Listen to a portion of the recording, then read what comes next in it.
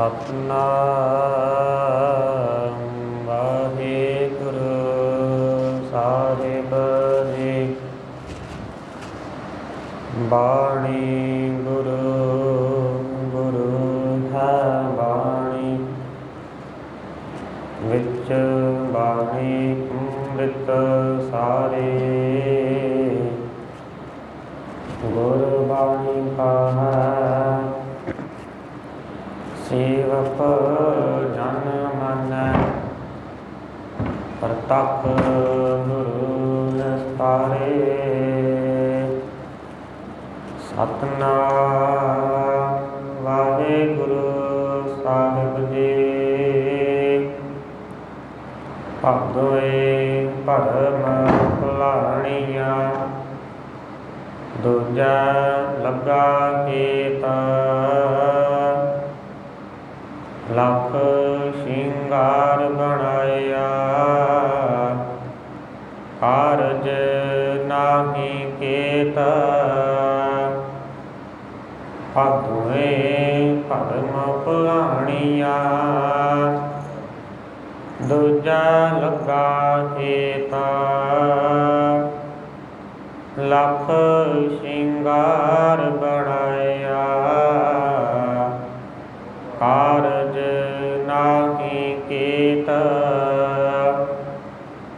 ਜਿਤ ਦਿਨ ਦੇਹ ਦਿਨ ਸਸੀ, ਤਿਤ ਵੇਲਾ ਕਹਿ ਪ੍ਰੇਤਾ। ਪਕੜ ਚਲਾਇਨ ਦੂਤ ਜਮ, ਕਸਾ ਨਾ ਦੇਨੀ ਭੇਤ। ਛੱਡ ਖੜੋਤੇ ਕਿਨੈ ਮਾਹੀ, ਜਿਨ ਸਿਉ ਲੱਗਾ ਏਤ। ਹੱਥ ਮਰੋੜਾ ਤਨ ਕਪੇ, ਸਿਆਪਕ ਹੁਆ ਸੇਤ। ਜਿਹਾ ਬੀਜਾ ਸੋ ਲੁਣੈ, ਕਰਮਾ ਸੰਦੜਾ ਖੇਤ। ਨਾਨਕ ਪ੍ਰਭ ਸ਼ਰਣਾਗਤੀ, ਚਰਨ ਮੋਹਿਤ ਪ੍ਰਭ ਦੇਤ। ਸੇ ਭਾਵੇਂ ਨਰਕ ਨਾ ਪਾਈਐ, ਗੁਰ ਰੱਖਣ ਵਾਲਾ ਹੇਤ। ਸੇ ਭਾਵੇਂ ਨਰਕ ਨਾ ਪਾਈਐ, ਗੁਰ ਰੱਖਣ ਵਾਲਾ ਹੇਤ।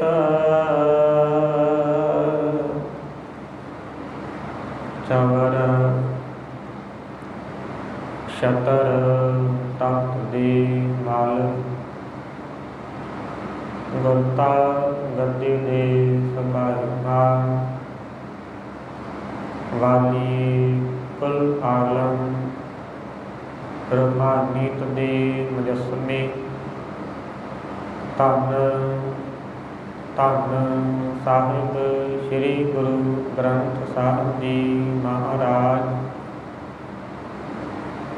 ਤਿਨਾਂ ਦੀ ਪਾਵਨ ਹਜ਼ੂਰੀ ਅੰਦਰ ਜੁੜ ਮਿਲ ਬੈਠੇ ਸਤ ਸੰਗੀ ਜਨੋ ਵੱਡ ਭਾਗੇ ਆ, ਜੋ ਸਤਿਗੁਰਾਂ ਦੀ ਪਾਵਨ ਹਜ਼ੂਰੀ ਦਾ ਆਨੰਦ ਮਾਣਦੇ ਪਏ ਹਨ। ਪਾਤਸ਼ਾਹ ਜੀ ਨੇ ਕਿਰਪਾ ਕੀਤੀ, ਸਤ ਸੰਗਤ ਮਹਿ ਹਰ ਹਰ ਵਸਿਆ। ਮਿਲ ਸੰਗਤ ਹਰ ਗੁਣ ਜਾਨ, ਵੱਡਾ ਭਾਗ ਸਤ ਸੰਗਤ ਪਾਈ। ਗੁਰ ਸਤਿਗੁਰ ਪਰਸ ਭਗਵਾਨ। ਇਹ ਸੰਗਤ ਜਿਹੜੀ ਹੈ ਸਤਿਗੁਰ ਦੀ ਕਿਰਪਾ ਦੇ ਨਾਲ, ਵੱਡਿਆਂ ਭਾਗਾਂ ਦੇ ਨਾਲ ਨਸੀਬ ਹੁੰਦੀ ਹੈ। ਸਤਿਗੁਰੂ ਜੀ ਨੇ ਕਿਰਪਾ ਕੀਤੀ, ਆਪਣੀ ਹਜ਼ੂਰੀ ਅੰਦਰ ਬੈਠਣ ਦਾ ਸੁਭਾਗ ਸਮਾਂ ਬਖਸ਼ਿਆ। ਉੱਥੇ ਸਤਿਗੁਰੂ ਦੀ ਕਿਰਪਾ ਦੇ ਨਾਲ ਜੋ ਦੇਸੀ ਮਹੀਨੇ ਕਹਿ ਲਈਏ, ਅੱਜ ਭਾਦੋਂ ਦਾ ਮਹੀਨਾ ਆਰੰਭ ਹੋਇਆ। ਧੰਨ ਸ਼੍ਰੀ ਗੁਰੂ ਅਰਜਨ ਦੇਵ ਮਹਾਰਾਜ ਪਾਤਸ਼ਾਹ ਜੀ ਮਹਾਰਾਜ ਨੇ 12 ਮਾਹ ਬਾਣੀ ਉਚਾਰਨ ਕੀਤੀ। ਔਰ ਇਸ ਬਾਣੀ ਰਾਹੀਂ ਸਤਿਗੁਰੂ ਜੀ ਨੇ ਇਹਨਾਂ ਮਹੀਨਿਆਂ ਸੰਬੰਧੀ ਪਾਵਨ ਉਪਦੇਸ਼ ਬਖਸ਼ਿਸ਼ ਕਰਕੇ ਇਸ ਜੀਵ ਆਤਮਾ ਨੂੰ, ਜੀਵ ਇਸਤਰੀ ਨੂੰ ਸਮਝਾਉਣਾ ਕੀਤਾ ਕਿ ਸੰਸਾਰ 'ਤੇ ਆ ਕਰਕੇ ਇਹਨਾਂ ਮਹੀਨਿਆਂ ਦੇ ਰਾਹੀਂ ਪਰਮੇਸ਼ਰ ਨੂੰ ਧਿਆਨ ਕਰਕੇ ਜਿਹੜਾ ਆਪਣਾ ਜਨਮ ਹੈ ਉਹ ਸਫਲਾ ਕਰਕੇ ਜਾਈਏ। ਸਤਿਗੁਰੂ ਜੀ ਕਿਰਪਾ ਕਰਨ ਜੋ ਇਸ ਭਾਦੋਂ ਦੇ ਮਹੀਨੇ ਰਾਹੀਂ ਮਾਲਕ ਜੀ ਨੇ ਪਾਵਨ ਉਪਦੇਸ਼ ਬਖਸ਼ਿਸ਼ ਕੀਤਾ, ਉਸ ਪਾਵਨ ਉਪਦੇਸ਼ ਨਾਲ ਸਾਂਝ ਪਾਉਣ ਦਾ ਯਤਨ ਕਰੀਏ। ਆਓ ਸਰਬੱਤ ਸੰਗਤਾਂ ਅਸੀਸ ਬਖਸ਼ੋ। ਇੱਕੋ ਵਾਰ ਕਹਿਣ ਤੇ ਆਪੋ ਜੀ ਵਾਹਿਗੁਰੂ ਜੀ ਕਾ ਖਾਲਸਾ, ਵਾਹਿਗੁਰੂ ਜੀ ਕੀ ਫਤਿਹ। ਸਤਿਗੁਰੂ ਜੀ ਕਹਿਣ ਲੱਗੇ, ਭਾਦੋਏ ਭਰਮ ਭੁਲਾਣੀਆਂ, ਦੂਜਾ ਲੱਗਾ ਏਤ ਲੱਖ ਸ਼ਿੰਗਾਰ ਬਣਾਇਆ, ਕਾਰਜ ਨਾਹੀ ਕੇਤ। ਭਾਦੋਏ ਭਰਮ ਭੁਲਾਣੀਆਂ। ਸਤਿਗੁਰੂ ਜੀ ਨੇ ਕਿਹਾ ਕਿ ਜਿਹੜਾ ਭਾਦੋਂ ਦਾ ਮਹੀਨਾ, ਇਸ ਮਹੀਨੇ ਦੇ ਅੰਦਰ ਜਿਹੜੀ ਜੀਵ ਇਸਤਰੀ ਹੈ, ਇਸ ਜਿੰਦ ਨੂੰ ਭਟਕਣਾ ਭੁਲੇਖਾ ਲੱਗਾ ਰਹਿੰਦਾ ਹੈ। ਕਿਉਂ? ਪਿਛਲੇ ਮਹੀਨੇ ਜਿਹੜੇ ਜੇਠ ਔਰ ਹਾੜ ਦੇ, ਇਹਨਾਂ ਮਹੀਨਿਆਂ ਦੇ ਅੰਦਰ ਅੱਤ ਦੀ ਗਰਮੀ ਪਈ, ਖੜਨਾ ਵੀ ਔਖਾ ਹੋ ਗਿਆ। ਸਾਵਣ ਆਇਆ, ਬਰਸਾਤ ਪਈ, ਮੀਂਹ ਦੇ ਨਾਲ ਇਸ ਤਨ ਨੂੰ, ਇਸ ਦੇਹ ਨੂੰ ਜਿਹੜੀ ਹੈ ਕੋਈ ਠੰਡਕ ਮਹਿਸੂਸ ਹੋਈ। ਉੱਥੇ ਸਤਿਗੁਰੂ ਜੀ ਨੇ ਨਾਲ ਸਮਝਾਉਣਾ ਵੀ ਕੀਤਾ, ਸਾਵਣ ਤਿਨਾ ਸੁਹਾਗਣੀ ਜਿਨ ਰਾਮ ਨਾਮ ਔਰ ਹਾਰ, ਕਿ ਜਿਹੜਾ ਸਾਵਣ ਦਾ ਮਹੀਨਾ ਤਿੰਨਾਂ ਦੇ ਵਾਸਤੇ ਸੁਹਾਵਣਾ ਹੈ, ਜਿਨ੍ਹਾਂ ਦਾ ਚਿੱਤ, ਜਿਨ੍ਹਾਂ ਦਾ ਮਨ ਸਤਿਗੁਰ ਦੇ ਨਾਮ ਨਾਲ ਜੁੜ ਗਿਆ।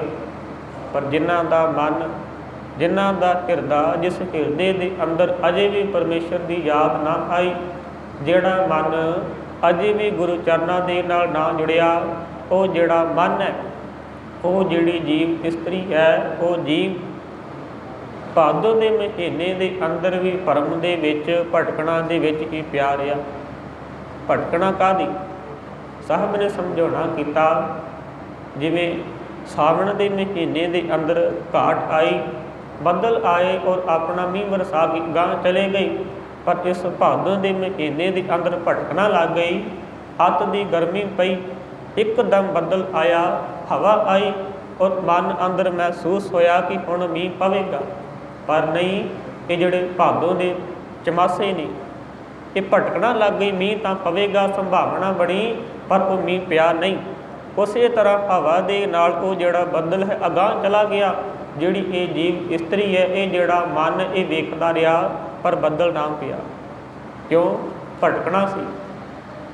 ਭਟਕਣਾ ਦੇ ਵਿੱਚ, ਭਰਮ ਦੇ ਵਿੱਚ ਇਹ ਜਿਹੜਾ ਮਨ ਖਚਿਤ ਹੋ ਗਿਆ ਔਰ ਇਹਨੂੰ ਕੋਈ ਸੋਝੀ ਨਾ ਆਈ। ਸਤਿਗੁਰੂ ਜੀ ਨੇ ਸਮਝਾਉਣਾ ਵੀ ਕੀਤਾ ਕਿ ਇਹ ਮੇਰੇ ਮਨ, ਇਸ ਬੱਦਲ ਨੂੰ ਕਿਉਂ ਦੋਸ਼ ਦਿੰਦਾ ਹੈ? ਇਸ ਬੱਦਲ ਦੇ ਬਾਰੇ ਕਿਉਂ ਆਖਦਾ ਹੈ? ਇਹਦੇ ਹੱਥ ਵਸ ਕੁਝ ਵੀ ਨਹੀਂ ਹੈ। ਕਿਆ? ਉੱਠ ਉੱਠ ਦੇਖੋ ਬੱਪੜੇ, ਇਸ ਮੇਘ ਹੱਥ ਕਿਛ ਨਾ ਹੈ। ਬਾਹਰ ਉੱਠ ਕੇ ਕੀ ਤੱਕਦਾ ਹੈ ਕਿ ਮੀਂਹ ਪਵੇਗਾ? ਨਹੀਂ, ਇਸ ਬੱਦਲ ਦੇ ਹੱਥ, ਇਸ ਮੇਘ ਦੇ ਹੱਥ ਵਸ ਕੁਝ ਵੀ ਨਹੀਂ ਹੈ। ਕਿਆ? ਉੱਠ ਉੱਠ ਦੇਖੋ ਬੱਪੜੇ, ਇਸ ਮੇਘ ਹੱਥ ਕਿਛ ਨਾ ਹੈ। ਜਿਨ ਇਹ ਮੇਘ ਪਠਾਇਆ, ਜਿਸ ਪਰਮੇਸ਼ਰ ਨੇ, ਜਿਸ ਮਾਲਕ ਨੇ ਇਹ ਬੱਦਲ ਬਣਾਏ, ਜਿਨ ਇਹ ਮੇਘ ਪਠਾਇਆ, ਤਿਸ ਰੱਖੋ ਮਨ ਮਾਹੀ। ਇਸੇ ਤਰ੍ਹਾਂ ਜਿਹੜਾ ਇਹ ਮਨ ਹੈ, ਇਹ ਖਚਿਤ ਹੋਇਆ, ਖਵਾਰ ਹੋਇਆ। ਕਿਉਂ? ਇਹਦੇ ਅੰਦਰ ਭਰਮ ਆਇਆ। ਸਵਾਲ ਇਹ ਹੈ ਕਿ ਜਿਹੜਾ ਭਰਮ ਹੈ ਉਹ ਆਇਆ ਕਿਉਂ? ਤਾਂ ਆਇਆ, ਮਨ ਜਿਹੜਾ ਇੱਕ ਗੁਰੂ ਨੂੰ ਛੱਡ ਕੇ, ਉਸ ਇੱਕ ਅਕਾਲ ਪੁਰਖ ਨੂੰ ਛੱਡ ਕੇ ਦੂਜੇ ਦੇ ਨਾਲ ਜੁੜ ਗਿਆ।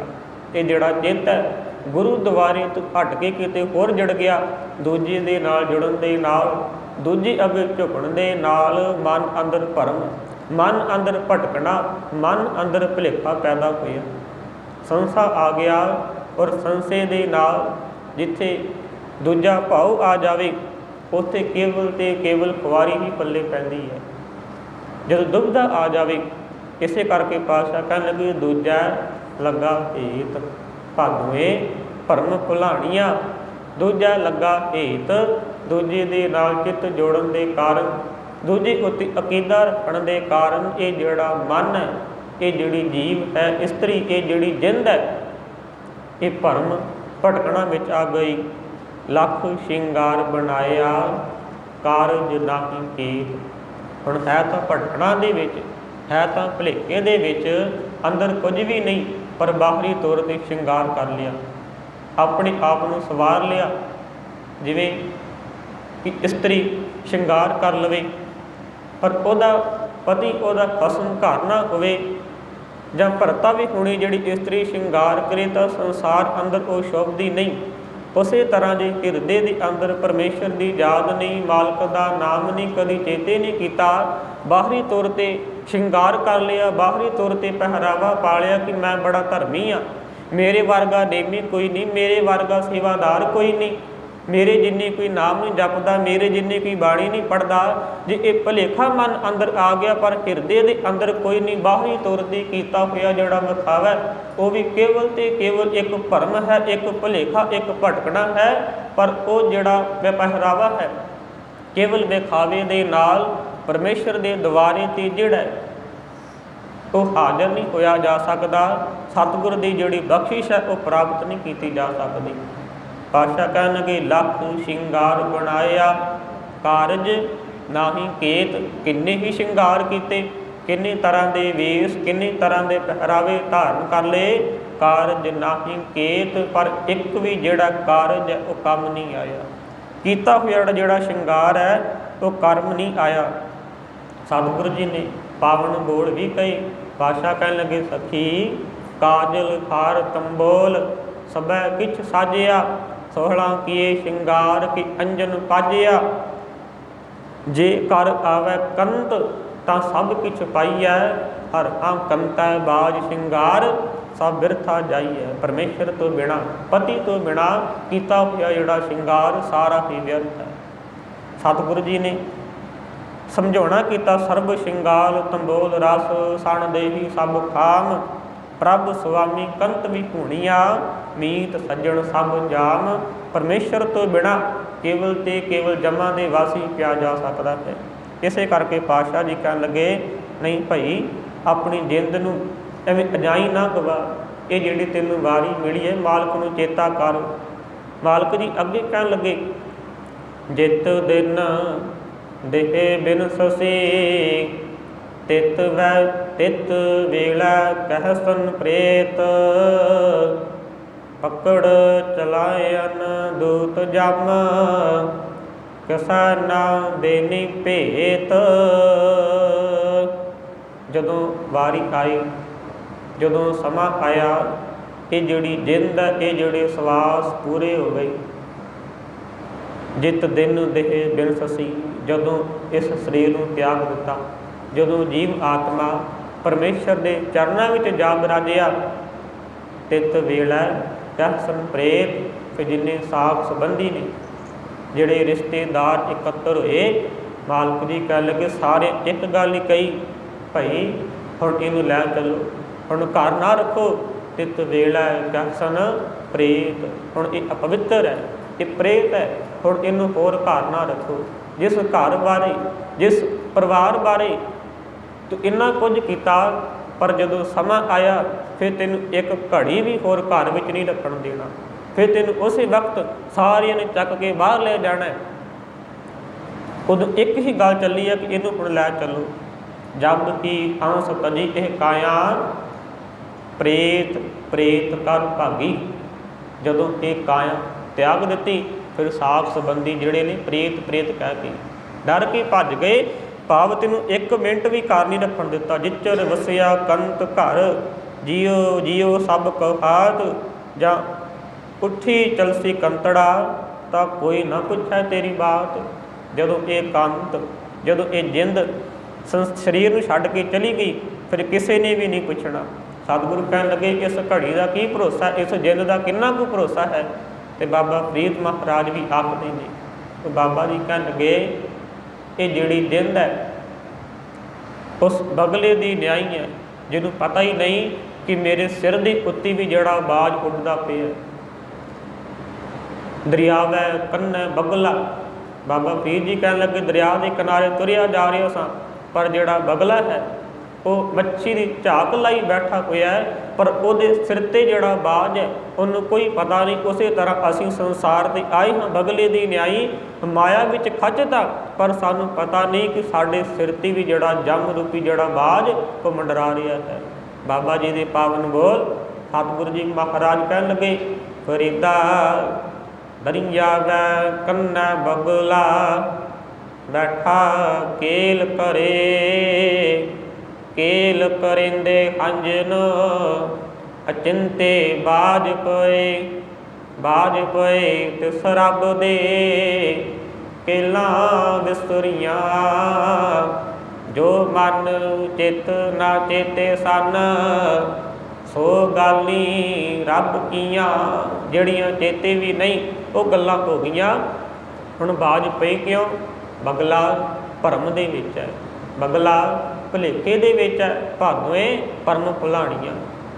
उन्होंने भुलेखा है कि मैं इस संसार नूं छड्ड के जाना नहीं, ये भुलेखा है मन अंदर असीं संसार ते सਦੀवी हाँ।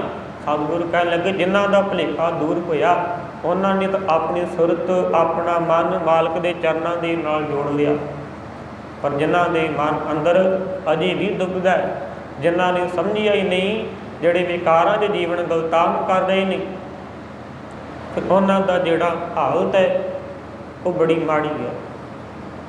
फिर वो अंत वेले दुखी होंदे ने। जित दिन देखे बिन ससे तित वहले तित वेलै कह संप्रेत।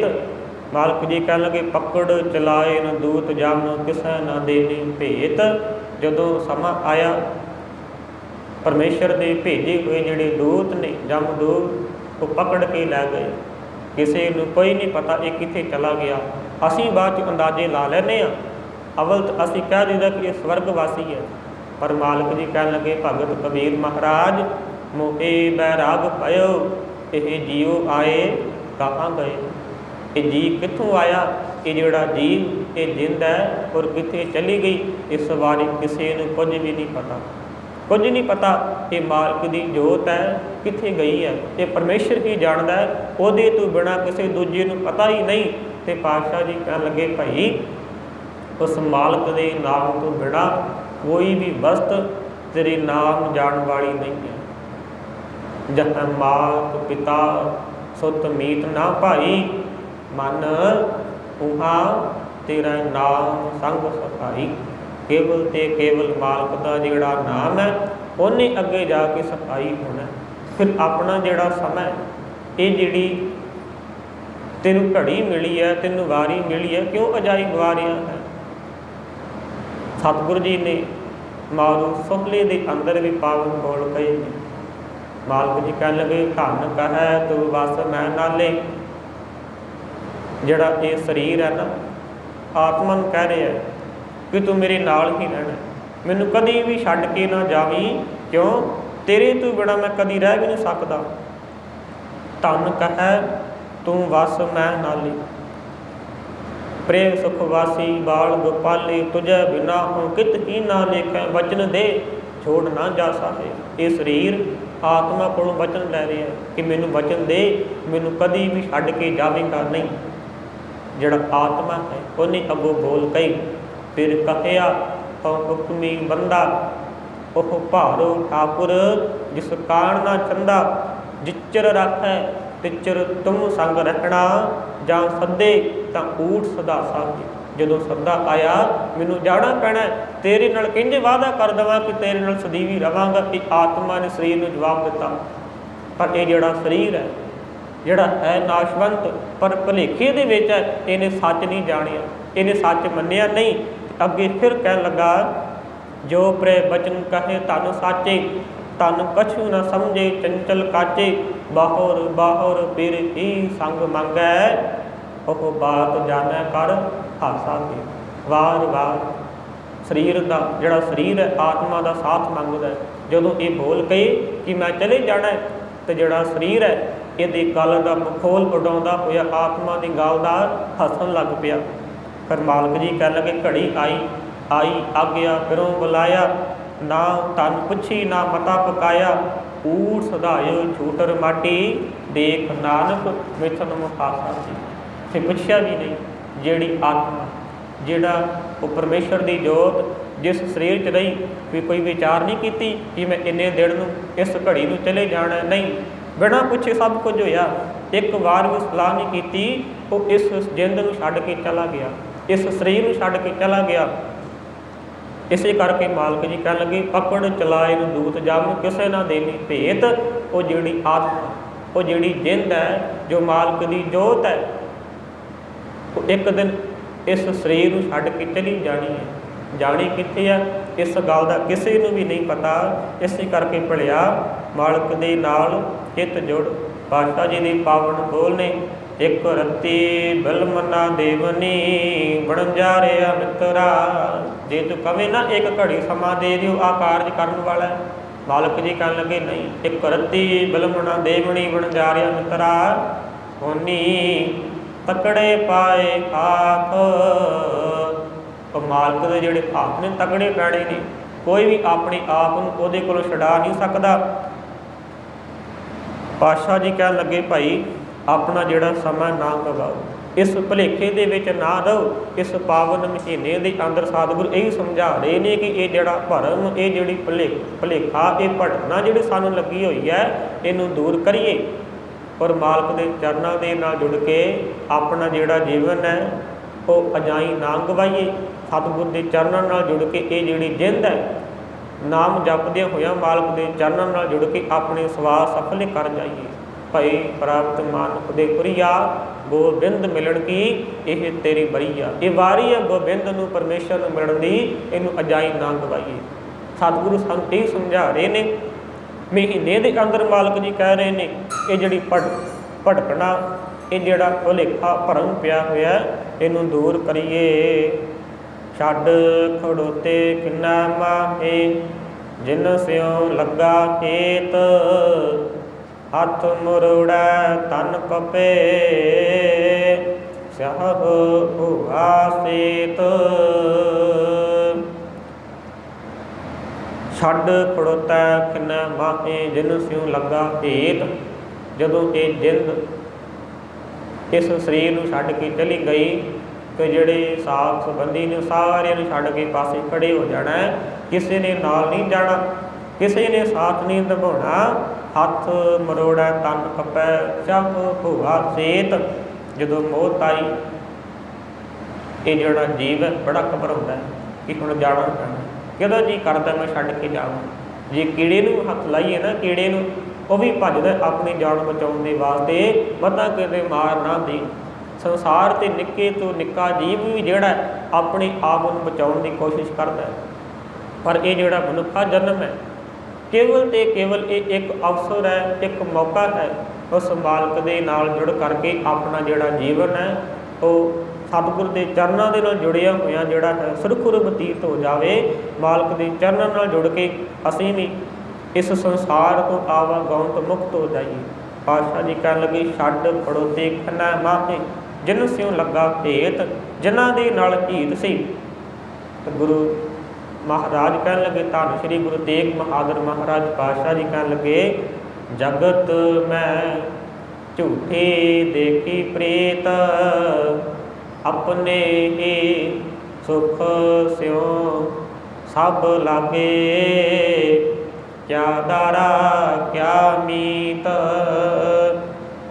ਮੇਰੋ ਮੇਰੋ ਸਭੇ ਕਹਿਤ ਹੈ, ਹਿਤ ਸਿਉ ਬੰਧਿਓ ਚੀਤ, ਅੰਤ ਕਾਲ ਸੰਗੇ ਨਹ ਕੋ, ਇਹ ਅਚਰਜ ਹੈ ਰੀਤ।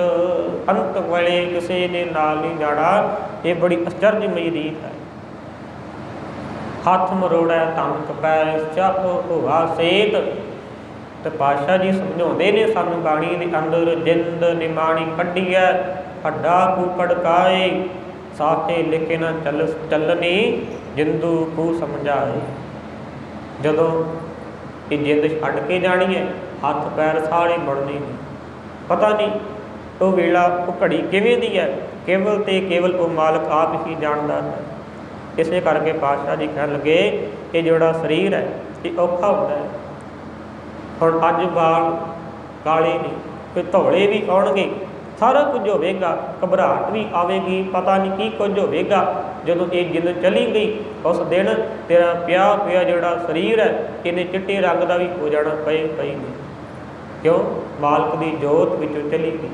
जदों तक जोत सी उदों तक वह रंग तेरे चेहरे ते सी, जदों मालक की जोत नहीं रही फिर वो अपना रंग वो नाल ही लै गई। सतगुरु जी फिर अगे कह लगे, जेखा बीजै सो लुणै, कर्मा संदड़ा खेत।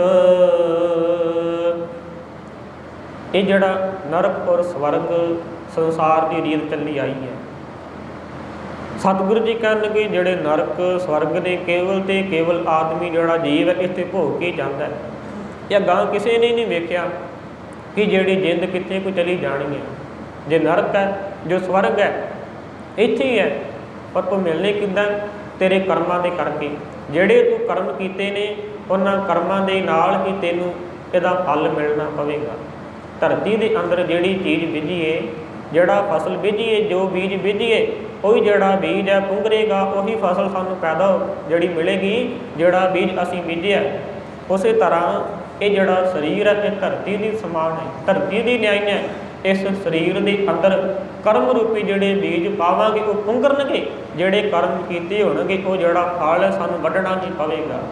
सतगुरु जी के पावन जिहड़े बोल ने, सतगुरु जी ने कहण लगे मालक जी, कर्म धरती शरीर कलयुग विच, जेहा को बीजे तेहा को फल खाए।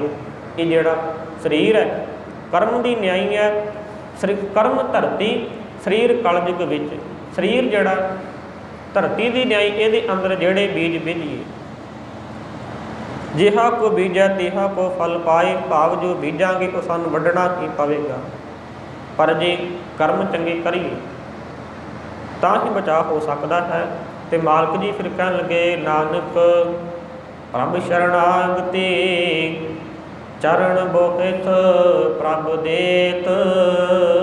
हे नानक धन धन सब श्री गुरु अर्जन देव महाराज पातशाह जी कह लगे, नानक प्रभ शरणागति, चरण बोहित प्रभ देत। तो जिन्हां दा रखवाला, जिस जीव का राखा वो मालक वो गुरु आप बन जाए। हेत तो भाव है हेतु, भाव पुल जिहड़ा गुरु है, फिर पुल की न्याई है, गुरु जहाज की न्याई है, गुरु बेड़े की न्याई है। सतगुरु के जिहड़े पावन चरण ने उस बेड़े की न्याई, जहाज की न्याई ने, जिन्हां विच सवार हो करके इस भाव सागर तो पार हो जाता है। नानक प्रभ शरणागति, सतगुर की शरण आए, जिन्हां ने आके मालक का ओट आसरा तकिया, सतगुर की कृपा हुई, जिन्हां दा रखवाला गुरु आप बन जावे। सतगुरु अपने पावन चरणों के नाल, अपनी कृपा के नाल, अपनी बख्शिश के नाल इस जिंद नूं इस भाव सागर तो पार कर दिंदा है। नानक प्रभ शरणागति, चरण बोहित प्रभ देव। ते मालक जी कह लगे, बाबा फरीद जी दे बोल ने कि जे संसार तो पार होना है, जे पता है ना कि मीह पैने ने, तो इस खिते के अंदर हड़ भी आ सकते हैं, तो फिर उत्थों निकलने का प्रबंध भी करना पैंदा। जे पता है कि हर साल मार पैंदी है, जे पता है कि दरिया है, दरिया ते पुल नहीं, जे पार करना है जां पुल बनाओ जां फिर किश्ती का बेड़े का प्रबंध होवे, तो इस दरिया तो इस समुद्र तो पार होया जा सके, उसकी तैयारी पहला करनी पैंदी है। उस तरह जिहड़ा ये भव सागर है, ये जिहड़ा संसार है, जे जिंद ने इस संसार तो मुक्त होकर जाना तो इसकी तैयारी भी करनी पवेगी, वो भी जिहड़ा बेड़ा है तैयार करना पवेगा। तो बाबा फरीद महाराज भी आखदे ने, बेड़ा बंध न सकियो बंधन की बेला, भर सरवर जब उछला तब कवन दुखेला।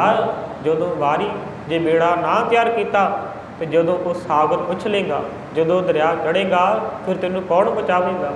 इसे करके भाई पहला तैयारी करिए और मालक के चरणों नाल जुड़ के, सतगुर के जिहड़े पावन चरण ने, केवल तो केवल समर्थ गुरु है जिहड़ा इस जीव नूं इस पाव सागर तो पार कर सकता, होर किसी इन्नी समर्था इन्नी ताकत नहीं।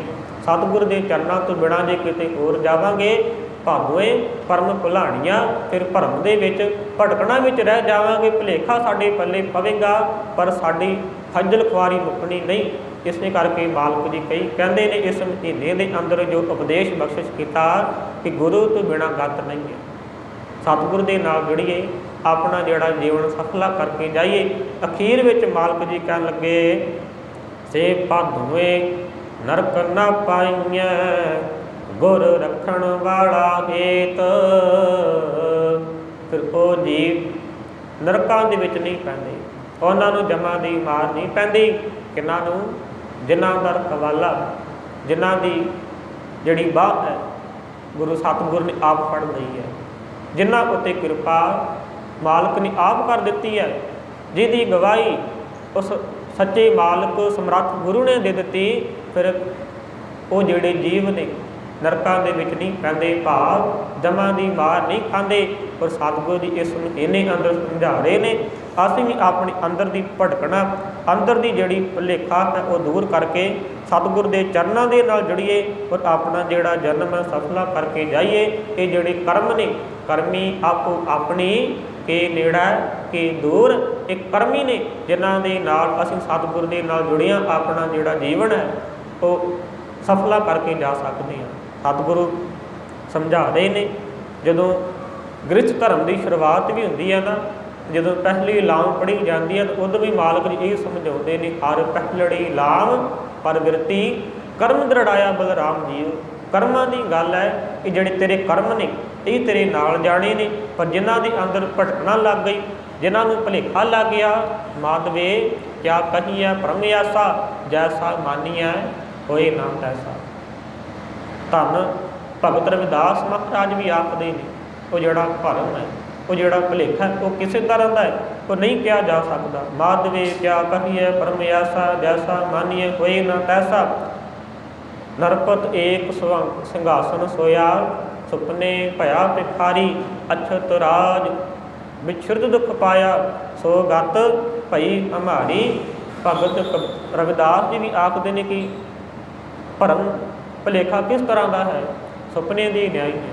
एक राजा है, सुते आए सुपना होया कि मैं भिखारी हो गया, कि मेरे को राज पग सारा चला गया, मैं दर दर जाके मंगदा फिरदा।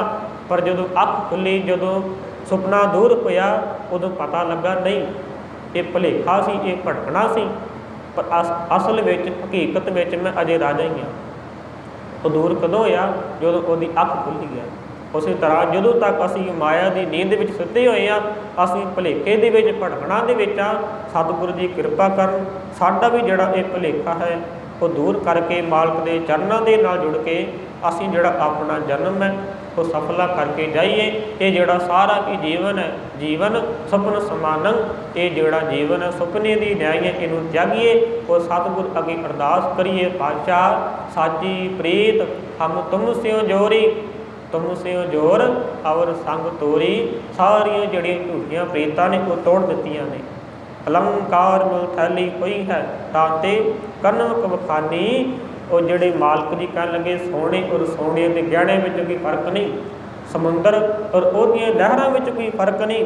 उस तरह जिहड़ा मालक है उहदी जिहड़ी जे कहिए ये जिहड़ी कुदरत और जिहड़ा परमेश्वर है इहदे विच फर्क है कि मालक किते होर है, ये जिहड़ा पसारा साजिया साज के पासे हो गया नहीं, तो मालक और इसे कायनात विच वो आप वसदा है। इहदे विच मालक नूं वेखण दा यतन करिए। सतगुर जरे जरे विच सुभाईमान है, घट घट में हर जीव वसै। हरेक घट दे विच हरेक किणके मात्र विच परमेश्वर आप सुभाईमान है। अपने अंदर की भटकना, अंदर का भुलेखा दूर करके इस भादों के महीने के राही सतगुर के चरणों नाल जुड़िए, तां जिहड़ा साडा जीवन है वो सफल हो जाए। सतगुरु जी कृपा करन। अगम्मी विचार है, बोलदियां पासों बेअंत भुलां चुका हो जांदियां ने। सिखियार की जीवन है, गुरु अते गुरु की संगत बख्शण जोग है। बख्श लेना जी, असीस बख्शणी हुण समाप्ति है। नानक प्रभ शरणागति, चरण बोहित प्रभ देत। से भावे नरक ना पाइयै। गुर रखण वाला हेत